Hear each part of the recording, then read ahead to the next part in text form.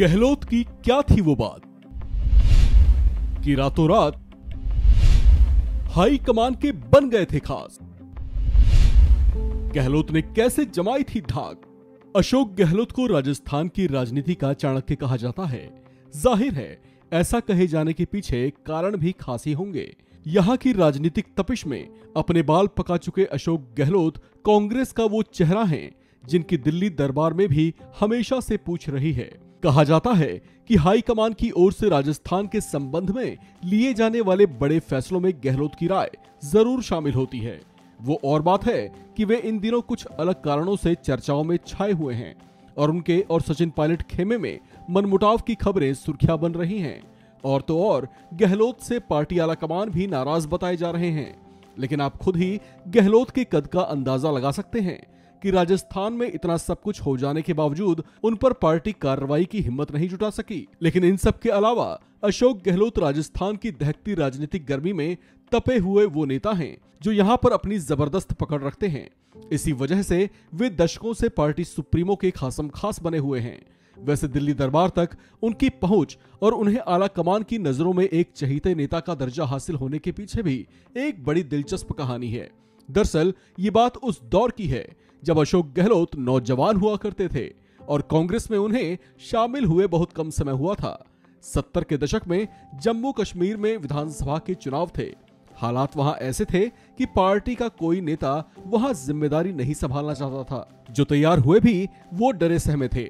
ऐसे में कांग्रेस के तत्कालीन कोषाध्यक्ष सीताराम केसरी ने नौजवान नेता रहे अशोक गहलोत को जम्मू कश्मीर चुनाव के लिए खर्चे का प्रभारी बनाया। चुनाव में खर्चे खूब हुए। वो जमाना कंप्यूटर का तो था नहीं, लिहाजा सारा हिसाब किताब कागज कलम से ही हुआ करता था। ऐसे में खर्चों के सटीक आंकड़े को खंगालना मुश्किल रहता था। चुनाव के बाद गहलोत वापस सीताराम केसरी से मिलने के लिए पहुंचे और उन्हें चुनाव में बचे हुए पैसे लौटाने लगे। उनकी इस ईमानदारी पर वे ऐसे गदगद हुए कि उन्होंने नौजवान नेता अशोक गहलोत को इंदिरा गांधी से मिलवाया।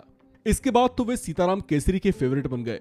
हालांकि गहलोत का राजनीतिक गुरु परसराम मदेरणा को कहा जाता है, जो उस दौर में राजस्थान के धाकड़ नेताओं में से एक थे। लेकिन उनकी घनिष्ठता सीताराम से ज्यादा थी। कहा जाता है कि उसके बाद गहलोत की लालसा संगठन पर कंट्रोल हासिल करने की थी। इस कहानी में ट्विस्ट यहीं से आता है। साल 1998 में राजस्थान में कांग्रेस ने दमदार वापसी की तो उस वक्त अशोक गहलोत के राजनीतिक गुरु रहे परसराम मदेरणा को जोरदार झटका लगा। कहा जाता है कि वो झटका किसी और ने नहीं बल्कि उनके अपने शिष्य अशोक गहलोत ने दिया था। आज तक एक रिपोर्ट के मुताबिक मदेरणा उस समय सीएम पद के सबसे प्रबल दावेदार थे। ऐसा कहा भी जा रहा था कि मदेरणा ही सीएम बनेंगे, लेकिन यहाँ तो पासा ही पलट गया।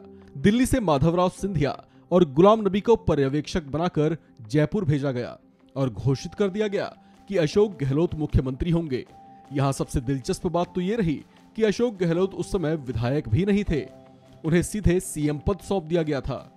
उन पर पार्टी हाईकमान इतना मेहरबान क्यों रही, इस बात की चर्चा सालों तक रही।